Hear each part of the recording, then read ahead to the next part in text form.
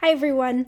I've gotten a couple of messages asking how to kind of navigate the course. So I'm going to go over a couple of basic things to kind of just help you find your way around the classroom a little bit better. First, I have to apologize because my allergies are killing me today. So I'm a little bit nasally, but yeah, so I may be taking a couple of drinks during this little tutorial. So first thing, it may look a little bit different on your end, but for the most part, everything will be kind of in the same location. So first thing that I always like to do is make sure on the left-hand side of your screen, these three little horizontal lines, we call that a hamburger menu, make sure that it's actually expanded so that you can see these sections. If it's not, it's closed over like that. And that might be fine when you're doing work, but I kind of like to always keep it open for myself. So in terms of finding what we have to do, when we have to do it, and where everything is located, the first place I would come is over to the upcoming events. Now this will show you everything that we have to do in class, when it opens and when it's due. So for instance, if you went back and looked at the beginning of the schedule, you would have seen begin module 1. So for instance, we see begin module 2, that's not coming up until Monday the 17th. So what you can do is look at this, and you'll see today, discussion forum 1, initial posting due, and it's due by tonight, 11:59, and that's Eastern Standard Time. So that will let you know when things are due. The general rule of thumb is I will not grade anything until the close date. So once the close date happens, expect a grade for that assignment within 5 days of the close date occurring. A good kind of practice that I use, and it might be helpful for you as well, is to actually export this calendar into a calendar format that works for you. So for instance, if you click on any of the titles or things that are upcoming events, this screen will come up. That will tell you what is due and for what course it's due. So I have the option to edit and delete it here, but for you, you more so want to click on the date. So for instance here, if we click on Saturday, June 8th, now mine's going to pop up for all of my courses, but for you, it should just pop up for our class. You will see the entire course schedule outlined on the right-hand side on the screen, and this is the part that I would recommend. So exporting the calendar, if you have Apple products, the iCal export works very well. I've not used it with any Android or PC products, but it does work well on the Mac side. So that's how you can tell what is due. And let's get back to our class so you can see how we get to everything.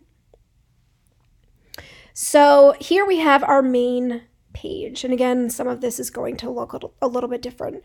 We have the syllabus here, the course calendar, any rubrics that will be used. Here we have the course communication. Any announcements that I post will be located here. Mentor information, that's where you can find information about me, my contact information. And also the private student mentor. So if there's anything that you don't want the rest of the class seeing, make sure you use that. And then the class lounge, that's just like a general area. If you have any kind of general questions, it's open to everybody. So these all open and close and can be minimized for whatever works for you. I tend to leave course communication open and only keep open what I'm working on. So if we go down to the first thing, My Foundations Lab, this is the only part of the course where there is a hard deadline. And when I say hard deadline, it means after the due date, which I believe for our session will either be July 27th or 28th. You'll have to check on the calendar. But once that date passes, this section of the course closes. it will no longer be able to be accessed either by you or myself.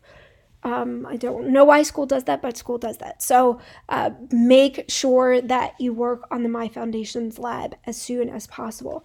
The other little tidbit to keep in mind for the My Foundations lab, you do have to complete both the mastery checks for reading and writing.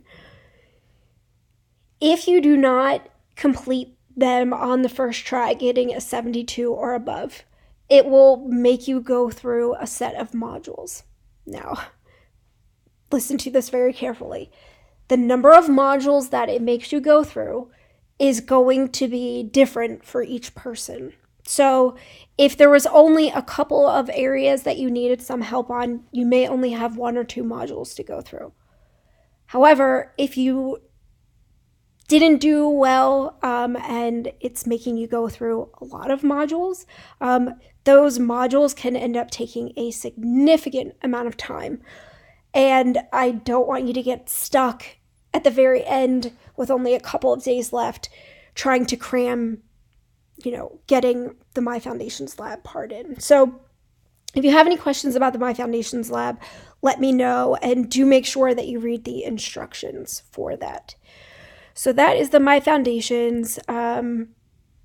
We have Edison Live here. This would be if we have any kind of small group meetings or office hours, this is where you would come to find those locations. So in terms of what you do for each module, again, you want to be looking at the calendar. So we still are within Module 1 because we don't see Begin Module 2 until the 17th. So if we come down to Module 1, the first thing that I would always recommend doing is opening up the Module 1 details.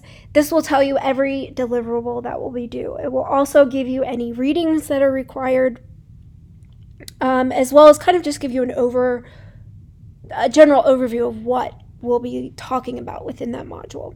So within Module 1, we have the Introductions Forum, we have Discussion Forum 1, the Credo Pretest, Credo Information Literacy 1, and Written Assignment 1. So to do any of these things, you simply click on it. So for Introductions Forum, you click on it, and you add a new discussion or respond to another. If we go back,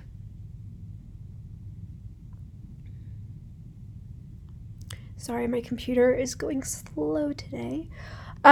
For the written assignments, to get to them, you just simply click on Written Assignment 1. You will have your instructions here, and you basically just submit it through here. Do make sure that you are either submitting it via PDF or a Word document. If it's in any other format, it will not come through and it will get kicked back. So make sure that you are doing either a Word or a PDF. If you're using Google Docs to create your document, it will not let you just share the Google Doc with me unless you actually physically email me a link to it. So make sure that you file, download as, and save it as a Word or a PDF document before submitting. So that would be how you would get to Writing Assignment 1. Let me see. Sorry. Okay, so that would be everything that you need to do for Module 1. Once you're done with that module, what I like to do is minimize it. So it's kind of like out of sight, out of mind, and then move on to Module 2. Again, you're going to go through the same process. And you'll see within a couple of weeks that these Credo information tests go away, I think by week 3 or 4. Yeah, so by week 4, it's just the discussion forum and the written assignment that you have due. In terms of seeing your grades, I'm not going to click in it because some things have already been graded for our class, but for you to see what your grade is, you would simply come over to this left-hand side column up at the top and click on grades. Now, keep in mind that the grade that it's showing you, if you scroll all the way to the right of the screen, it's going to be a very low grade. For most of you, it's probably going to be 0 at this point. The grade calculates as we progress through the course. So if it's like week 3 and you look and you say, oh my gosh, I have a 25, I'm failing. No, that just means that from the coursework that you've completed, that is your grade. That is not your final grade at all. So don't get bothered by the final grade column all the way to the right. Again, it's calculating the semester in its totality. So it's taking every assignment that you've not done thus far and making it a 0 in the grade book, essentially. So that's why the grade is appearing very low. Your grades will be the grades that I manually input for each assignment. So to see, for instance, discussion forum 1, you would click on grades, scroll over to until you see discussion forum 1, and then you'll see the grade that I put there, which will also be the same for the written assignments. I'm trying to think if there's anything else. I think that's the kind of the main points that you should know for the class. If you're going through and still something is not making sense or you're unsure, just let me know and I'm happy to go over it with you.